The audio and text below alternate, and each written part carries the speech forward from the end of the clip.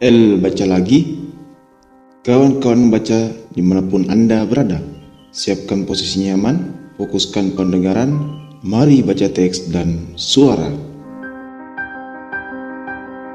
Di bawah lentera merah, karangan Su Hogi, bab kelima, sekedar catatan, bagian kedua.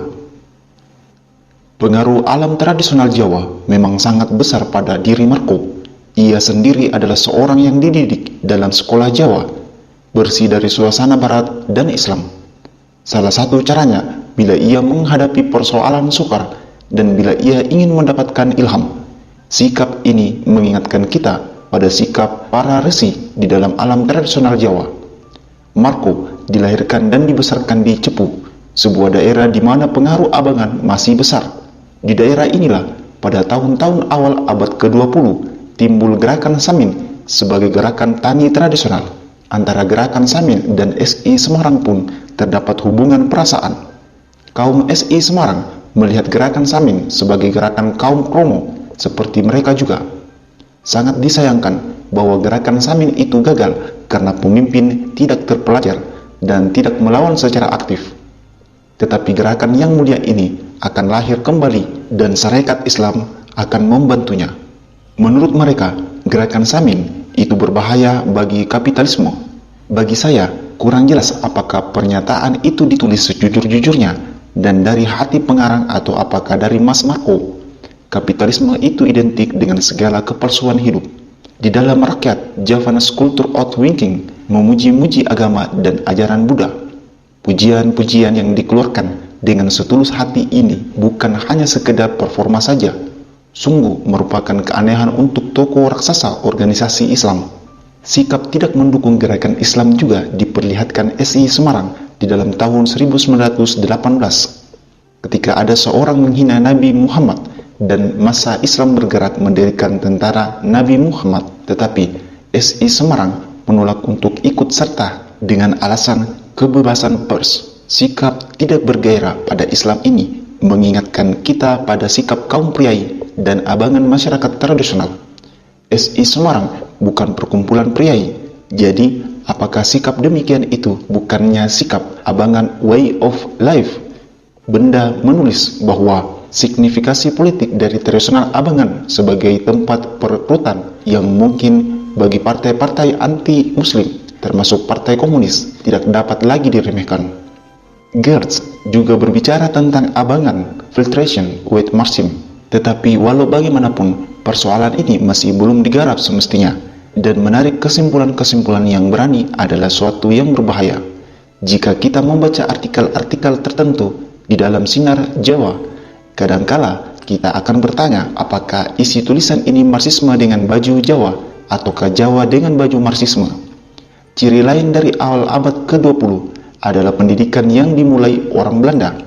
Dalam waktu singkat, telah mulai dikeluarkan para lulusan sekolah-sekolah yang diselenggarakan Belanda itu untuk ditampung dalam masyarakat. Jika di sekolah murid-murid Indonesia itu mendapatkan pendidikan kebudayaan dan sejarah barat, maka dengan dirinya ia mulai menyadarkan mereka tentang makna kebebasan, kemerdekaan, dan hak asasi manusia. Sejarah perjuangan rakyat-rakyat Eropa melawan despotisme yang merangsang mereka melawan despotisme Belanda, pemerintahan satu penguasa. Apa yang mereka pelajari tentang hak-hak pribadi manusia ternyata berbeda sekali dengan kenyataan sehari-hari yang mereka lihat dan alami. Diskriminasi sosial yang sangat mencolok, misalnya telah menyadarkan Mas Marco akan harga dirinya sebagai manusia. Perlakuan sewenang-wenang di stasiun kereta api dan penempelengan kuli-kuli telah merangsang Marco untuk bergerak. Pembacaannya tentang sejarah dunia, buku-buku Multatuli, Fed, dan lainnya telah ikut mempercepat kesadaran akan kebebasan Indonesia. Diskriminasi sosial juga merangsang Muhammad, seorang tokoh ISDV dan SI Pekalongan yang pada suatu malam telah ditangkap karena naik sepeda tanpa lampu, didenda 50 sen. Ia menolak membayar dan karena itu ia dipenjara. Mungkin Muhammad merasa geram bagaimana polisi mencari-cari kesalahan kecil rakyat, sedangkan tuan-tuan Belanda setiap hari melanggar aturan, tidak diapa-apakan. Kejadian itu tidak hanya terjadi pada kedua orang itu, pasti terjadi pada ribuan orang lain. Kebencian terhadap kelaliman itu kemudian memperoleh bentuk dan sistematikanya dalam pengenalan terhadap Marxisme. Darsono adalah seorang yang setiap harinya melihat keadaan sosial yang buruk itu dan kemudian berontak terhadap lingkungan sosialnya. Semaun adalah seorang buruh kereta api lulusan HIS, kemudian belajar sendiri, berhasil memperoleh diploma A yang disamakan dengan HBS. Kenyataan-kenyataan yang menusuk hati dari kaum buruh kereta api dengan sendirinya menggugah hatinya sebagai manusia, yang akhirnya membawa Semaun ke jalan sosialisme. Keempat orang yang dikemukakan di atas bukanlah orang yang sangat miskin seperti para petani di desa-desa. Yang mendorong mereka ke arah sosialisme adalah kebencian mereka terhadap diskriminasi sosial dan perlakuan sewenang-wenang pemerintah terhadap rakyat kecil. Untuk seperti ke taraf itu, mereka sendiri telah mempunyai unsur-unsur pemikiran hasil pendidikan mereka. Tidak usah heran jika presentasi kaum sosial atau komunis pada umumnya adalah mereka yang justru pernah mendapatkan pendidikan. Di samping terdapat pula beberapa miliuner yang ikut bergabung pada SI Semarang terus sampai ke PKI. Ke dalam golongan ini dapat kita masukkan Haji Busro dan Sumitro, Direktur Ban Tionghoa yang ikut menyumbang pemogokan dan lainnya. Walaupun SI Semarang anti kapitalisme, mereka tetap setia pada gerakan ini. Motif apa yang menyebabkan mereka demikian kurang jelas bagi saya. Salah satu faktor lainnya yang mendorong orang-orang berjuang di tengah-tengah barisan sosialisme adalah kemiskinan. Akibat dari sistem sosial yang kemudian malah berjuang gigih di dalam barisan kaum buruh. Bersma, walaupun bukan anggota SI Semarang, adalah contoh tipikal dari kelompok ini. Ia seorang veteran perang Aceh yang beristrikan seorang perempuan Indonesia. Anak-anaknya sangat banyak dan pensiunannya sangat kecil. Ia adalah satu-satunya Belanda yang konsekuen mengikuti gerakan sosialisme, komunisme, sampai dibuang pada tahun 1923. Peristiwa-peristiwa yang dialami Najwan, kemiskinan dan pemecatan juga telah membawa ke jalan sosialisme. Tokoh-tokoh itu telah bertekad untuk memperjuangkan keadilan sama rata, sama rasa, yang melalui usaha-usaha yang tidak terlalu sulit berhasil menghimpun massa masyarakat. Di samping kondisi-kondisi objektif seperti kemiskinan, usaha mereka itu dibantu pula oleh keadaan psikologi zamannya. Orang-orang desa yang mereka tekan ekonomi pindah ke kota-kota, dengan sendiri membawa serta watak dan cara kehidupan pedesaan.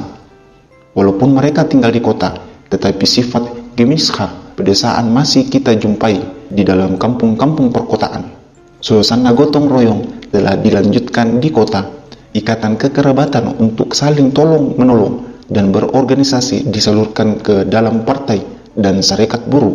Apa-apa yang mereka tinggalkan di desa, mereka bina kembali di kota. Keuntungan dari suasana ini dapat mengatasi dengan cara seperti mereka menolong di desa-desa yang sedang ditimpa kemalangan dahulu. Organisasi-organisasi waktu itu telah merupakan tempat penyaluran ikatan solidaritas yang ditinggalkan mereka di desa-desa. Sikap kepatuhan kepada pemimpin-pemimpin partai dan serikat-serikat buruh amat besar karena mereka menganggap ketua suatu perkumpulan diangkat oleh pemerintah, seperti halnya bupati yang dijunjung. Akibat buruknya ialah jika pemimpin mereka menyeleweng, tidak ada kontrol dari bawah, sehingga kehidupan organisasi selalu tidak demokratis. Bersambung ke bab 5, sekedar catatan bagian ketiga. Catatan kaki terlampir.